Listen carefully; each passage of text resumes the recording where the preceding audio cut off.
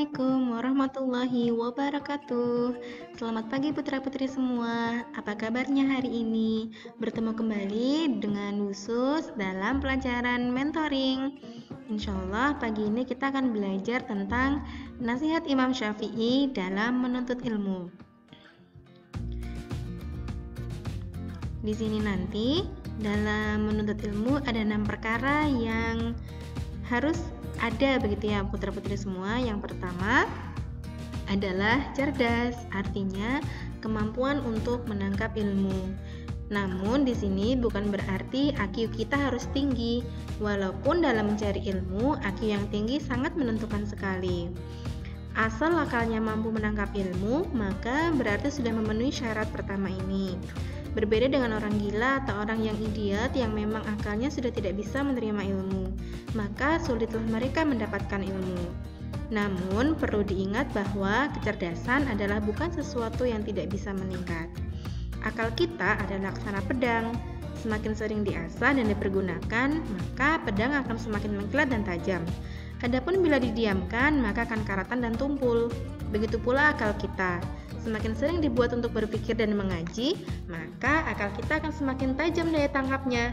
Dan bila dibiarkan, maka akal kita akan menjadi tumpul dan tidak akan mampu menerima ilmu apapun juga. Nasihat yang kedua Imam Syafi'i adalah semangat. Artinya sungguh-sungguh dengan bukti ketekunan. Mencari ilmu tanpa kesemangatan dan ketekunan tidak akan menghasilkan apa-apa. Ilmu agama adalah sesuatu yang mulia yang tidak akan dengan mudah bisa didapatkan. Oleh karenanya, banyak orang mencari ilmu, tapi yang berhasil sangat sedikit dibanding yang tidak berhasil. Mengapa?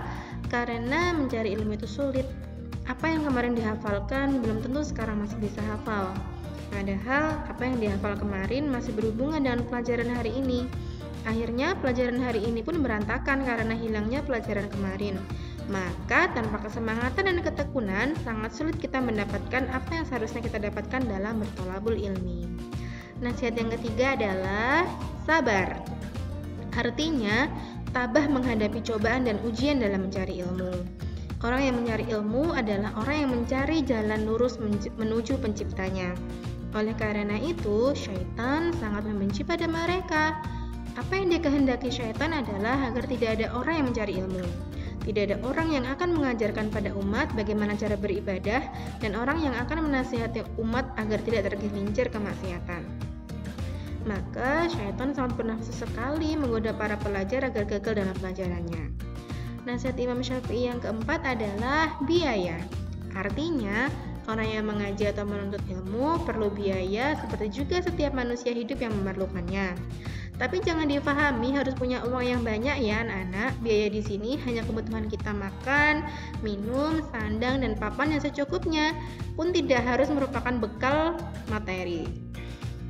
Dalam sejarah kepesantrenan dari zaman sahabat Nabi sampai zaman ulama terkemuka, kebanyakan para santrinya adalah orang-orang yang tidak mampu, seperti Abu Hurairah.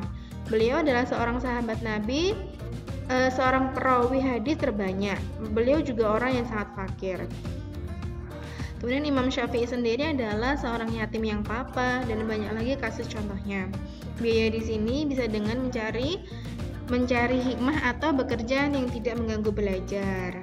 Kemudian pesan Imam Syafi'i yang kelima adalah petunjuk Ustadz. Artinya kita harus berguru begitu ya anak-anak, tidak boleh belajar sendiri. Maksudnya ilmu agama adalah warisan para nabi, bukan barang hilang yang bisa dicari di kitab-kitab. Kita bisa melihat sejarah penurunan wahyu dan penyampaiannya kepada para sahabat. Betapa Nabi setiap bulan puasa menyimpangkan Al-Quran kepada Jibril dan sebaliknya. Kemudian Nabi menyampaikan kepada para sahabat. Sahabat menyampaikan kepada para tabi'in.